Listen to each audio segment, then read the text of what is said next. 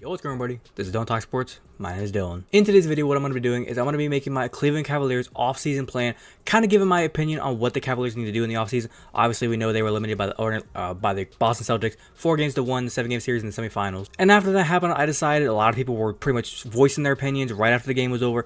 The second Boston beat Cleveland, everybody was like, trade everybody, fire everybody, rebuild from the ground up. I decided as a smart fan to take a couple of days, take some time, reevaluate, and just then we'll clear mind, and then we can go from there. But I'm gonna stop rambling and we're gonna get straight into this. So if you're going to enjoy, as always, make sure you're gonna drop a like on this video. Be very much appreciated if you do so. But without further ado, let's get into it.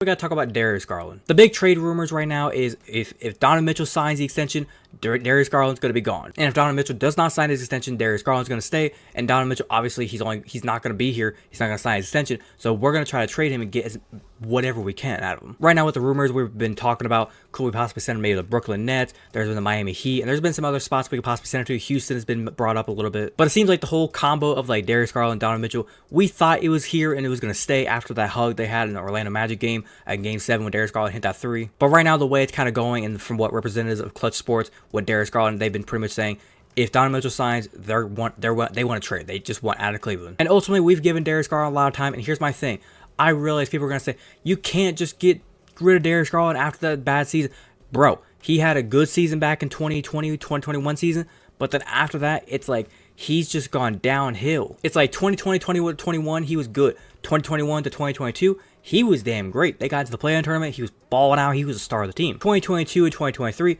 he was like a supporting cast player because Donovan Mitchell came in, and he almost became like a supporting cast to Donovan. And then this year coming in, we thought with Donovan Mitchell playing the way he does, he'll be healthy. Darius Garland, he'll be healthy. If everybody just can somewhat be healthy, Max Strus coming in. Darius Garland, you have nothing to worry about other than just play your game, make some assists, hit some threes, play almost like a Steph Curry role whenever it just comes to hoisting up 10, 15 threes a game. If you could do that and somehow walk away with 20 points a game, you're doing terrific. But he wasn't doing that. He was struggling, and I mean struggling, to get to anywhere near 12 points a game. He'd still walk away with maybe like 6, 7, 8, sometimes 9 assists, maybe 10 assists a game. But I need to put more emphasis on the word struggle to get at least like 12 to 14 points a game when it comes to Darius Garland. Now, one thing I do want to point out is he was injured in the beginning of the season.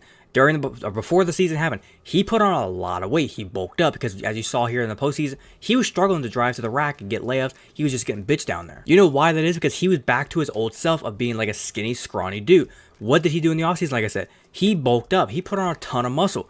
Then he broke his jaw. I believe it was like November. He broke his jaw. He couldn't eat any solid foods. He was drinking a lot of shit through the straw. Then he ended up going into January where he was able to get back on the court. He was trying to put on that muscle throughout the season. It's one thing to put on a lot of weight and a lot of muscle when you're in the offseason. You're not really doing a lot of cardio. You're not playing basketball. You can just focus on the diet, focus on your training, just put on muscle, put on weight, maybe a little bit of body fat. But when you're doing it during a season, it's like just the most impossible challenge ever. Now, my thing with Darius Garland is if we were to bring him back and we let Donovan Mitchell walk, what's going to happen next season if Darius Garland is just, once again, the roller coaster, up and down, up and down. This night he scores 30. This night he scores 12. This night he scores 35. This night he scores 8. Like, we can't go with that. You have to consistently give us a solid number. It's like if he's going to be like a 20 points, 8 assists, 2, 3 rebounds kind of guy, do that on a consistent basis. And it's something with the three-point shot. And some people will say, well, sometimes you're on, sometimes you're off. Some guys shoot cold, some guys get hot, and you got to stay with them guys. Darius Garland is one of these most, like I said, roller coaster. He does not know how to stay consistent. And when it comes to the clutch gene, he don't have it because in the playoffs, he did not have a clutch gene. He was missing, he was bricking every three-point shot he took. Now, in the NBA trade machine, I'm going to put it on screen so you guys can see it, but I kind of made a trade for what could possibly get rid of Darius Garland. As you guys can see here with the trade, it involves the Atlanta Hawks and the San Antonio Spurs. These were teams that I saw kind of coming up in the trade. Now, obviously, I do realize it's going to have to involve some picks. There's going to be some picks in there. Whatever happens whenever it comes to picks, I don't give a shit. If Cavs have to give up some picks, so be it. But when it comes to getting picks back, that would be awesome. But when you look at the way it works, and just so you know, it said on there, trade approved. So this trade could happen. Trae Young, he would come to the Cavaliers. Trae Young could work with Donovan Mitchell because I think with Trae Young, he can score and he knows how to score. When you look at Darius Garland, he was afraid to score.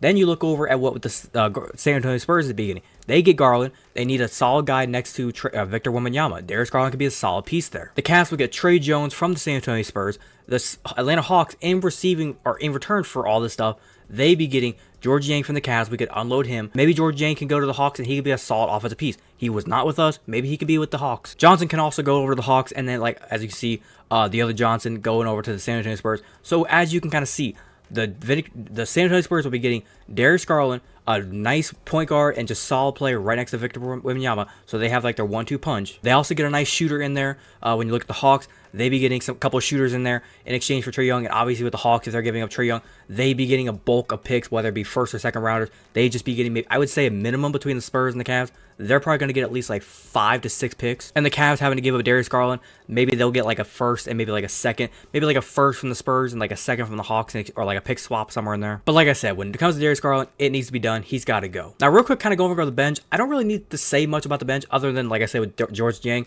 he's got to go. The contract is too big and he's not giving us production we need.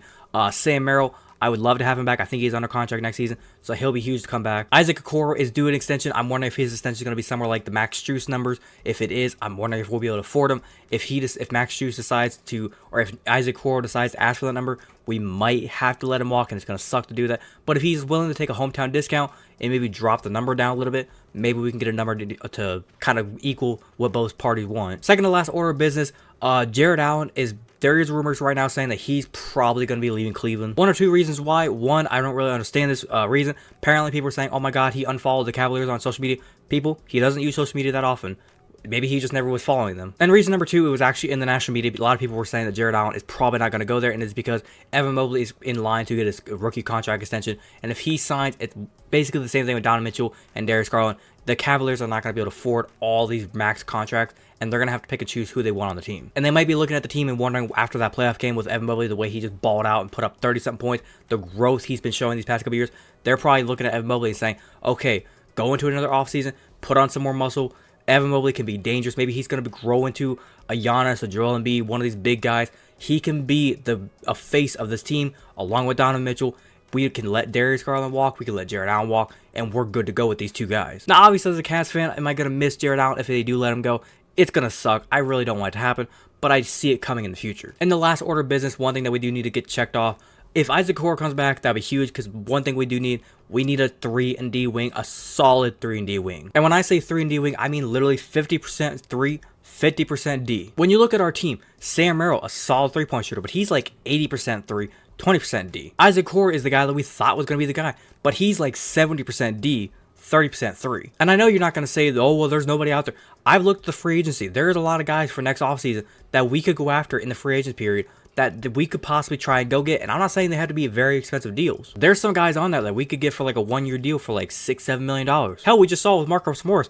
I realize he's a little bit older. He's not really in shape, really, whenever it comes to playing some solid anchor down defense. But his offensive presence was felt there in Game 5 against the Boston Celtics. One other last thing I kind of thought about real quick before I wrap it up, we need to talk about the roster and kind of how, not really the roster, but the starting roster or the starting lineup is going to have to be constructed next season. Obviously, as we know, we're going to be losing, if this happens, we're going to be losing Darius Garland and Jared Allen. So far with the players that we have, that means that Donovan Mitchell would probably have to move to point guard, which I would like. He runs a dominant offense when he's the point. He can choose and make plays and do what he needs to do. It's like if he wants to attack, he can attack. If he wants to just pull up and shoot, he can shoot. And he can dish. Evan Mobley, self-explanatory. He's going to be the center. Now, the last guy remaining from the last season, we had Max Strus. Now, they had him at a 4 position. I would not do that. I put him at the shooting guard position. That was his natural position in Miami. Put him back to shooting guard. Most likely with those 2 spots left, you're probably going to bring in some kind of combination of like a Karis LeVert. Maybe you can sign a center in the offseason. Somebody that can maybe come in and give you solid minutes as like a backup center to Evan Mobley. And then whenever it comes to the point guard position when Donovan Mitchell has to go get rest, that's where you have a guy named Craig Porter on your bench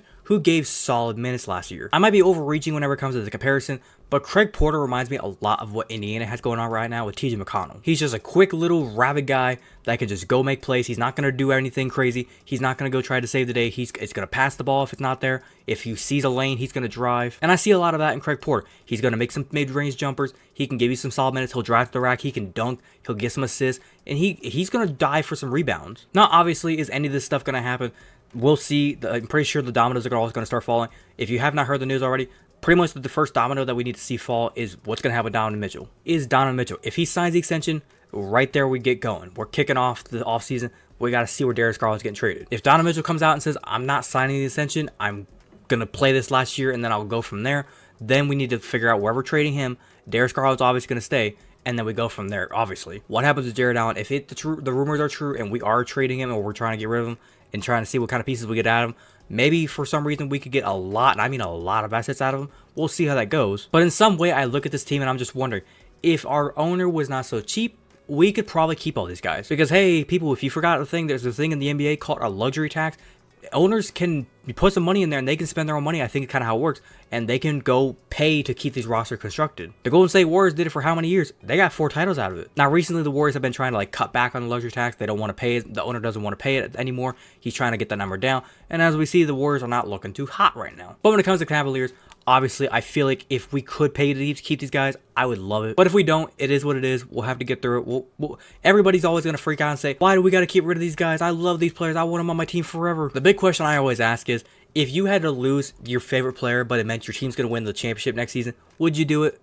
Me? Yes, I'm doing it. Fuck off. You can go somewhere else. As long as we're winning next year, okay. Call me selfish. I don't care. The whole goal is to win a championship. That is the goal. And if that means we're getting a championship and we got to lose some people and bring in new faces and bring in new people, let's do it. But other than that, I think I'm going to wrap it up there. Hopefully you guys did go and enjoy today's video. If you did enjoy it, as always, make sure you go and drop a like on today's video. Be very much appreciated to do so. If you wanted to watch the entirety of today's video, thank you very much. And like I said, if you have a different opinion, do you agree or disagree with all the statements I made? What kind of things do you think the Cavaliers should do this offseason? If you're a Cavs fan and you think the Cavs should trade certain players, not trade certain players, what kind of players should they go after for free agency? Whatever offseason moves you think they should do, leave your complete opinion down in the comment section down below. Be more than welcome to talk about with you guys. If you're a fan of the content that I do post here and you want to go and hit that big red subscribe button, feel free to do so. And do not forget to hit that little notification bell to be notified second I post. But without further ado, this has been Dylan Talk Sports. Have a great day. Peace.